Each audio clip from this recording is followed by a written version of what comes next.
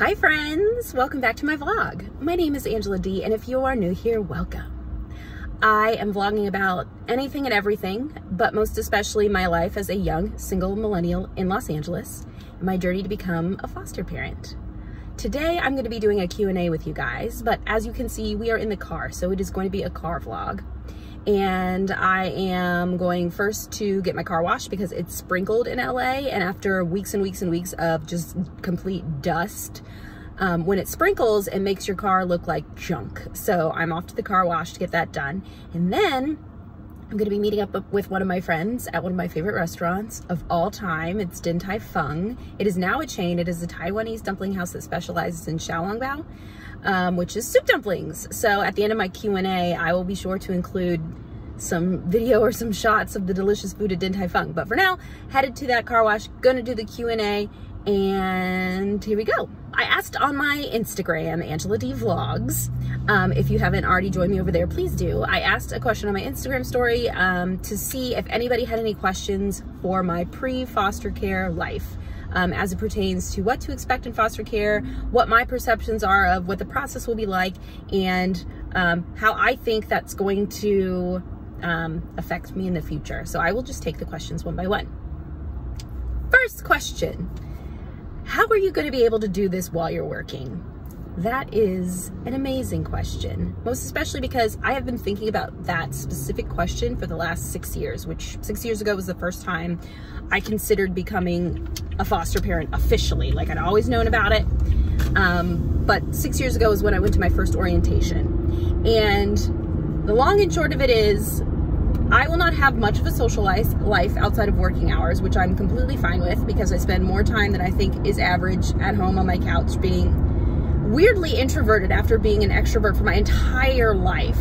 I think I'm still an extrovert, I just maybe like alone time a lot. Anyway, I won't have much of a social life, that's one. And two, I'm going to have daycare. In the future, I will be making a daycare specific video that says exactly the steps that I think I need to take according to what I've learned so far in the process on how to secure daycare for my foster children. There are some state programs I hear, they don't advertise them very widely, and a lot of them are for low-income families. And yes, my foster child will count as a low-income family because they are considered a family of one. There are not as many resources for a lot of foster families as opposed to low-income families. My current job is interesting. I am a personal assistant to a celebrity, and all of my other past jobs had a lot of travel, and this job has very little travel because my current principal, which is another way to say boss, doesn't feel like she needs the on-the-ground support that a lot of other celebrities feel like they need or want. So travel is kind of taken off the table for me, which is the only reason I'm able to even consider becoming a foster parent, because you can't travel that extensively with foster children on a regular basis because they have appointments, they have therapy, they have visitation with biological family members or non-related extended family members. In this particular position, I'm able to do that, which I'm really grateful and thankful for. And now I have reached the car wash, so I'm gonna do that and then I will be right back. Second thoughts, the car wash line here is really freaking long, so I'm actually not gonna do that. I'm gonna turn around and I'm gonna get out of here because that is just, it's like 8 cars deep and it's like a minimum of 10 minutes per wash. So we're not gonna go to that one. Maybe we'll go to a different one. Okay, question number 2, how do you get matched with a child? This question was super cute. Somebody asked if there was a Munchkin menu, which I thought was adorable. But it is kind of like internet dating if you've ever done that on an app. Basically you put, sorry if it's super wobbly, the road is very bumpy. Basically you put your preferences for what, oh God, this sounds awful, for what kind of child you would like. For the breakdown of the profile of the children you are welcoming in your home. So for me, I live in a 1-bedroom apartment. I can only have children 2 and under. So I would tell the social worker, and actually the social worker would tell me because it's a qualification, we're only gonna look for kids for you that are 2 and under. For me, I don't care if it's a boy or a girl. Race isn't a big deal. To me personally, I live in a very diverse city. I live in Los Angeles. I will take a child of any race. But there are some families who have to consider things like, I live in a very insular white community. If I'm an adoptive parent, what kind of steps would I need to take in order to adopt a child of color and for them to be integrated into our community and not feel like outsiders? I mean, there are things you can do. So to me, when people draw hard lines for race, it bugs me a little bit, but each family has to do exactly what is right for them. And the fact that you're being a foster parent at all probably says that you're more open to the idea of fostering children who don't match up and don't look exactly like you. And that's kind of how I am. And then there are other things you have to specify with your social worker or your FFA, your foster family agency, and say, like, for me, since I'm a single person living in an apartment, I don't feel like I have the time or the resources to care for a medically fragile child. So medically fragile means they need lots of round-the-clock care for whatever disorder or disability they have. Like, I just couldn't do that. I can't spend significant amounts of time in the hospital. I work a lot and my schedule is somewhat flexible, but it wouldn't accommodate a child who has really high medical needs. Because I'm working with children 2 and under, special needs doesn't really factor in for me, because you don't get a lot of special needs diagnoses until they're a little bit older than 2. But there are things like, will you take a child who's been exposed to alcohol in the womb or potentially has fetal alcohol syndrome? Will you take a child that's been exposed to drugs?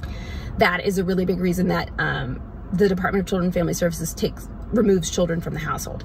So for me, it is likely that I will eventually in my journey as a foster mother get a child who has been exposed to drugs or alcohol in utero. But these are just some of the things that you have to talk with your social worker about to determine if you feel like you are ready to take on the needs of the child that they're giving you. Some families who already have biological children in the house will say, I want to keep birth order in the house, meaning I want my oldest child to remain the oldest child, just because that dynamic kind of, I guess it affects some people more than others, because I've seen very successful foster families who had children older than their biological children, but some people are very concerned with that and don't want to rock that boat. So they'll say, I only want children 5 and under, or I have 2 in high school, I only want children middle school and under. So those are just some of the factors that people like take into account when they decide what kind of placement they are looking for. Question number 3, somebody asked, how long do the kids stay with you? So this is an interesting topic. When I was doing my research a couple years ago in Los Angeles, I think for infants and young toddlers, they tried to get through the process either of reunifying them with their parents or having them adopted in 12 months. Because when they're that little, they haven't formed bonds to their biological parents when they're taken away from them in the same sense that children who are like 5 or 12 have bonded with their biological families. With the itty bitties, it's a little bit faster, the timeline. That is to say, even if they said something like a child shall not be in care for more than 18 months, that's not always something that they are able to uphold as they're going through the process. So what happens is when a biological family has their children taken from them, they're given a plan to work to get their children back. And that could be like parenting classes or becoming sober, or any number of like programs that they're required to go through in order to get their kids back. And they're given a timeline in which to do it. And supposedly if they do it within that timeline, then their chances of reunification with their children are higher. But because it is, bureaucracy, and because it is the government, a lot of these hearings or, court meetings get pushed back and pushed back and pushed back, which makes the timeline longer and longer and longer, which means the kids are in care for way longer than projected, or way longer than, the law stipulates. My short answer to that question is I have no idea how long the kids are going to be staying with me. It could be a day, it could be months, it could be years. Unfortunately, I mean, you hope that they make a decision either way, either reunification or, adoption early on, so that these kids can have some kind of stability and move forward with their lives. But the truth is, because of the bureaucratic system, timelines get kind of hairy. Okay, next question. Is there a trial run that you do with the children? And the answer to that is, it depends. So for me, because I have teeny tinies, no, there is no trial run. And because I am foster or adopt, or it's called foster to adopt, but I will be certified to adopt if it is an option. But because I am fostering, no, they just give me children and I take them, and they're teeny tiny, so no trial run necessary. There are some families that are just adopt families, not foster to adopt. So what they typically do is adopt from a pool of children whose parents' parental rights have been terminated and are ready for adoption, and usually they're older children. It depends on the city and state that you live in, but I know a lot of places will have like a pre-adoptive period where the older children will look at your profile, you'll look at their profile, they'll try to make a mutual match, again, like internet dating, honestly, but through a social worker, not the internet. Well, I guess there are. Adopt Us Kids is an internet site that has like profiles of children that are legally able to be adopted. So yes, there is such a thing as a trial run, not so much with fostering, but definitely with adoption. Okay, the next question that I've been asked is, how long does the process of becoming a certified foster home take? That depends. It depends on city and state, but for me, I think it will take 6 months or less. And here's why. Los Angeles County is a high needs county for foster parents, in that there are more kids in the system in Los Angeles County than I think there are in any other county in the United States. That statistic may be a little old, but I'm willing to bet it's probably still spot on. But anyway, the steps to becoming a foster parent I will do in a completely separate video, but first is orientation, either with the county or with a foster family agency, being accepted to the foster care agency or county, going through classes, doing a home study, and then there are several other steps that I'm not too clear on, but those are the major ones. And I think from what I'm just experiencing now, it'll be about 6 months for me. So I did my orientation last year. I've gone to several orientations over the years, but my most recent was last year with it's in LA County, they call them resource families, not foster families. So it's called an RFA instead of an FFA, a resource family agency. So I went to the orientation last year. Then mid-October, I emailed and asked for application. I turned it in the next day. And then the day after, they scheduled a pre-assessment to come to my house and talk to me and see if we were a mutual fit for each other. A week later, they were in my house for that pre-assessment. The day after my pre-assessment, they did invite me to be part of their RFA. And then 3 weeks later, which hasn't happened yet, I'll be starting my classes. The classes will take 3 weeks.